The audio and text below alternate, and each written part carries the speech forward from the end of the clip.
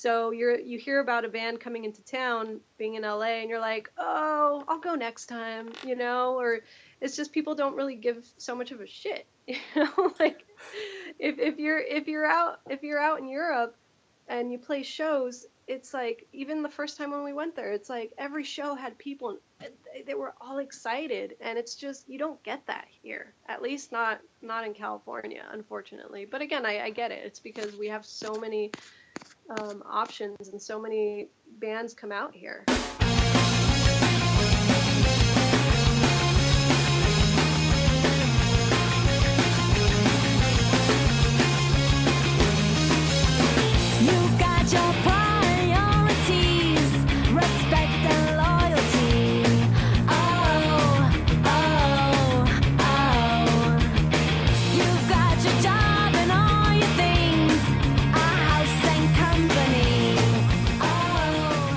Hello, welcome to Three Gigs, the podcast that tells the stories of the three shows that have had the most profound effect on the performers' very lives and careers. Their first show, their best show, and their worst show.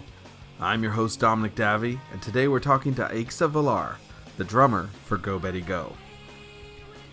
This episode is brought to you by Fresh Clean Tees. It's like a shave club, but they offer the most awesome t-shirts you're ever going to wear. Seriously, they look amazing and they feel even better. I love mine. To save 20% off your first shipment, go to freshcleantees.com and enter the coupon code GIG at the checkout. That's freshcleantees.com and use the offer code GIG.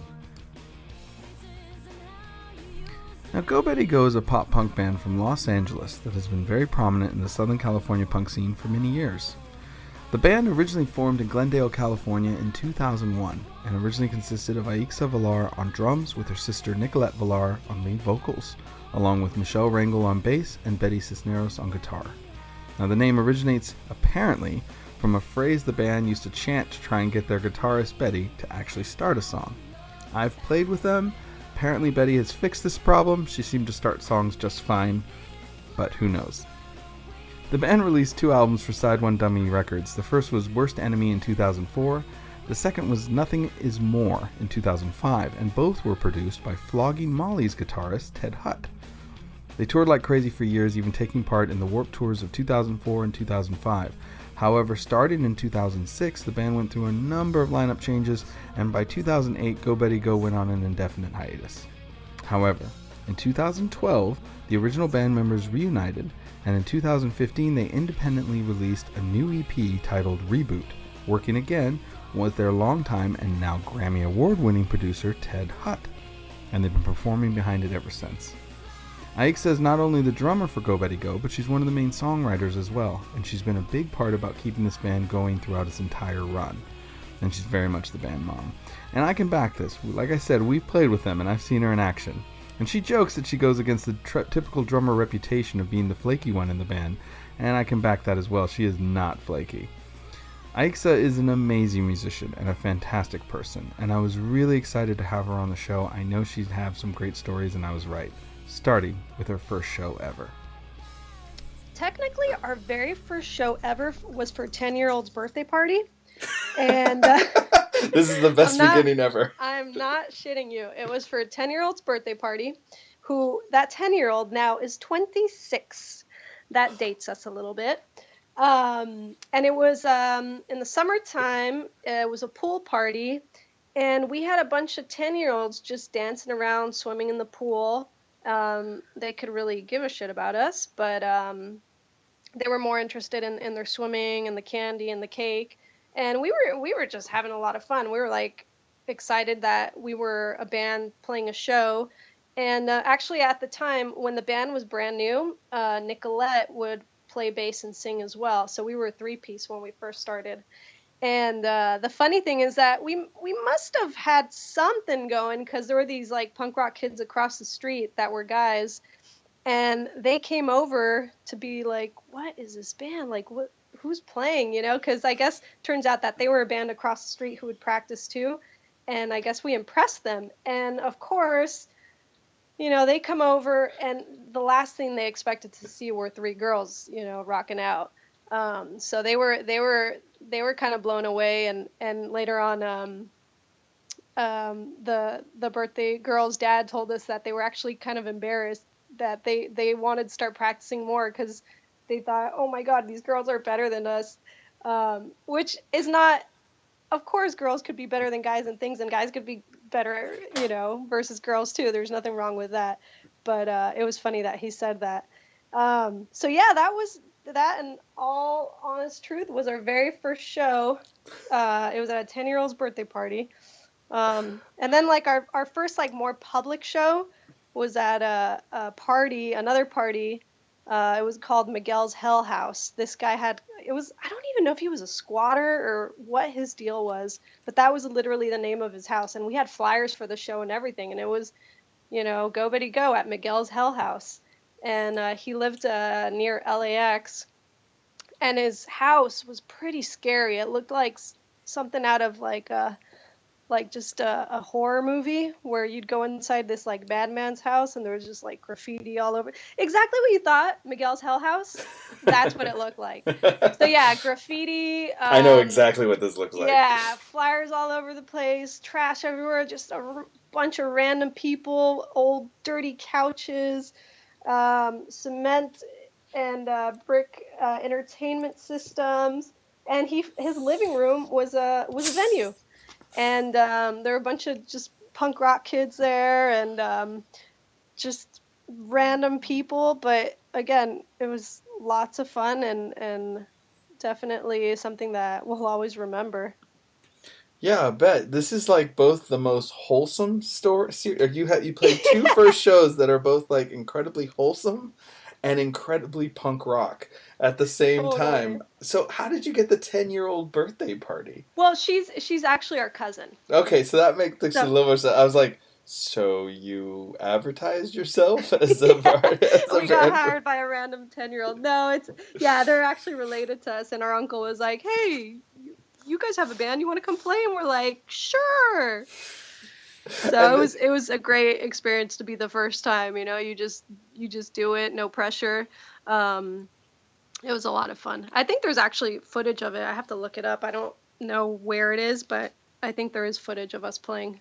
That's amazing. And then you go from that, where like, okay, well, before I even go for there, like the fact that you were playing a 10-year-old birthday party that brought over a punk rock band from across the street who were immediately shamed by not being able to play as well as you guys do. Yeah, the good thing is I think we inspired them to keep practicing more. I think that was the moral of that story. It's kind of amazing. And then to go from that to like Miguel's Hell House, which I totally know what this place looks like. You're correct. I'm sure I have played them.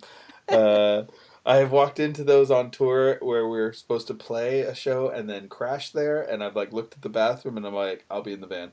Oh my God, I know. We've all been there where you have to check your head for lice the next day.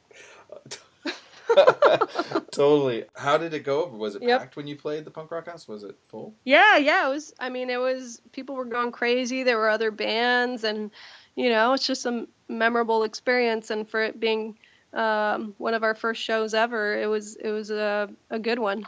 That's rad. Okay, so then moving on, what would be what's one of your favorite show memories? Like one of your favorite shows that you played? It doesn't have to be the favorite, but one of the favorites. Yeah, one of my favorite shows, which we talk about a lot, is actually, it was a show. Technically, we were the musical workshop for 500 Japanese students, and we've never toured in Japan. So to be able to, what happened is, and I'm sure you know him, Kevin Lyman. Mr. Warped Tour founder, he was doing some sort of musical workshop over at Citrus College, and he invited us to be the experiment. And the funny thing is that he told us, okay, listen, you're going to play for these students in the auditorium. They're 500 Japanese exchange students. And he said, culturally, they are very reserved. Don't get offended if they don't really even clap or, So we're like, okay, cool, yeah, whatever. So they were learning how to record a band. They were learning how to do like stage crew stuff. So yeah, we were literally like their experiment. So anyway, we start our show because we're, we do the whole thing like it's a real deal show. We're playing at a venue. And these kids start going insane. Like, it was a complete opposite of what they prepped us for. And that's why I think it sticks out so much, because I've never seen an audience go so crazy in my life. Literally, these 500 kids were jumping up and down at the exact same time through the whole 45-minute set. And they were like, they wore us out. They were sweatier and more worked out than we were by playing 45 minutes. So it was just a lot of fun to just like experience that. And I bet. Like, so yeah. were they able to, if they were going so crazy, I can't imagine they were really recording. Or Well, the ones that were going crazy were in the audience. Oh, So okay. they were like actually enjoying the show. There were a few of them that were working, as stage crew and doing recordings, but there were so many of them that like, most of them actually, for the show part of their experience of the workshop, were in the audience, and it wasn't that they were being genuine about it. They were like feeling it, and like I said, it was just such a whoa. Like right away, we're like, okay, this is not going to go the way that we anticipated, but in a good way. It was amazing. I So love this is amazing. I love these are not like, okay, your first show is a 10-year-old birthday party. Your favorite show was a workshop for 500 Japanese kids that yep, completely lost their minds when you yeah, started playing. that's seriously what happened. So yeah, that's so memorable. I mean, again, we would love to tour Japan, and I know we've talked about it before. Unfortunately, I don't see it happening anytime soon. But I think that's as close as we got, because I've heard it's funny like that. We were told that oh, they're going to be very quiet and reserved, and they might clap a little bit. But I've seen footage of shows in Japan, and they go crazy. And I've even met people out here that are visiting from Japan that come to our shows that are super into it. So I don't know. I guess it just depends on the person and their personality. Do you think that the concept of a live show has become a little underappreciated here in the United States? Like, that it's just not quite as in vogue as it once was?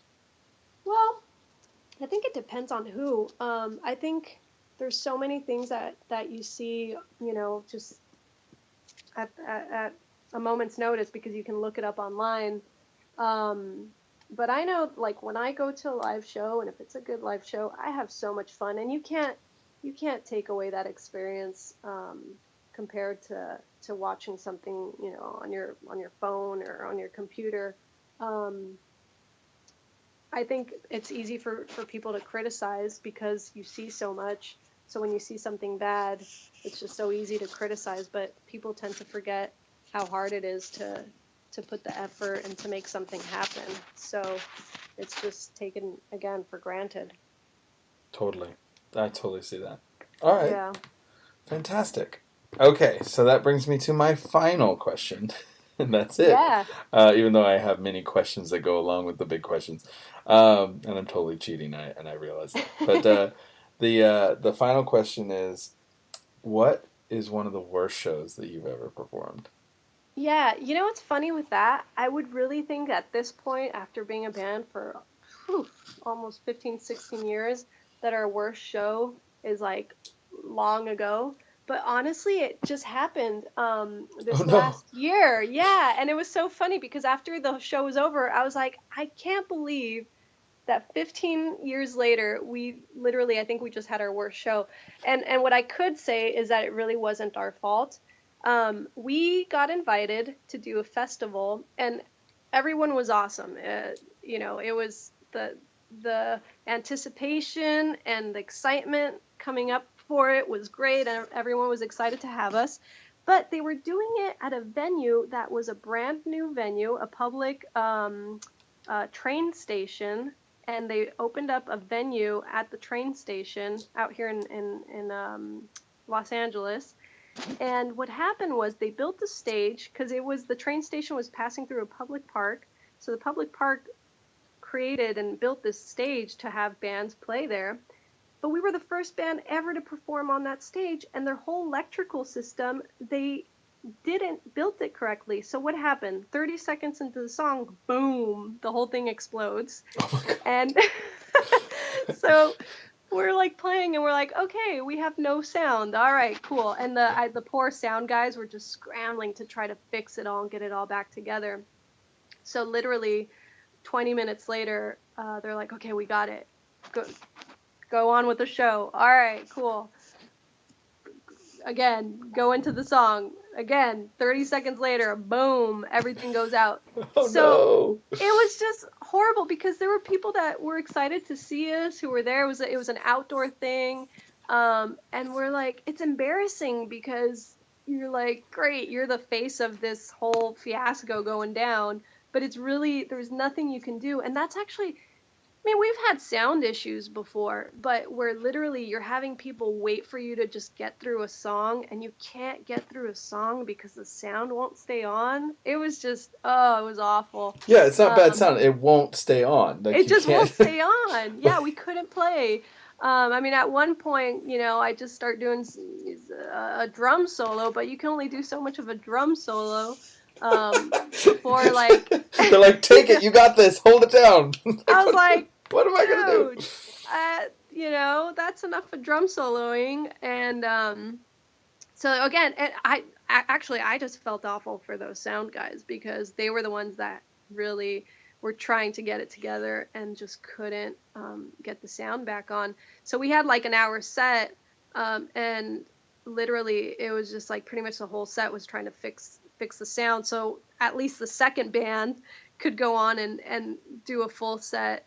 So I think finally they fixed it, and we were able to do about 4 songs, and that was it because our time was up and they had to stay on schedule. And it was just, I was like, oh God, like it just felt bad for people who had gotten tickets and wanted to see our set. And all we could say was like, hey, we're playing in a few weeks, and we announced our next show. So Oh, that is the worst. I mean, that's hard because if people come out, one thing that's been talked about a lot on this show already, and it's something I've always felt too, is I feel like it's pretty universal among especially punk bands. It's like if even just a few people come out to see you, no matter how crappy the show is, like you see some people come out, you want to give them a show. Like that's been like the universal thing. Like you really care that these people care about your band and are there. Yeah, absolutely. And then when you can't, there's just nothing you can do, and you're not like there's no way to get around this. I mean, for you guys, the sound just kept. Yeah, like, there's no power. There's nothing. You feel so powerless because you just you want to play, you want to get their money's worth, and there's just nothing you could do. So, I felt bad, and it, it definitely was a bad show for that very reason, being that we barely could do a show.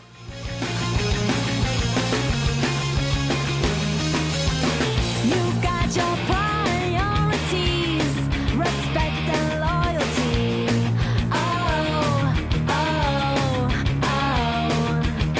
You've got your job and all your things, a house and company.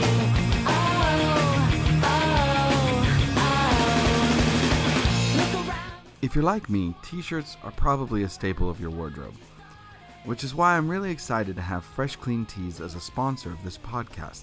Seriously, these are the best t-shirts you're ever going to wear. They look and feel great. I really love the ones I have. There's no good reason to overpay for a t-shirt, no matter what sort of fancy cotton they claim to be using. Fresh Clean Tees is like those popular shave clubs, but for super soft, stylish, affordable t-shirts. Getting started is simple. Choose between monthly, bi-monthly, or quarterly delivery options. Answer a few questions about your size, style, and color preferences, and that's it. Head over to freshcleantees.com right now and use promo code GIG for 20% off at checkout. Again, that's promo code GIG to take 20% off your first Fresh Clean Tees order.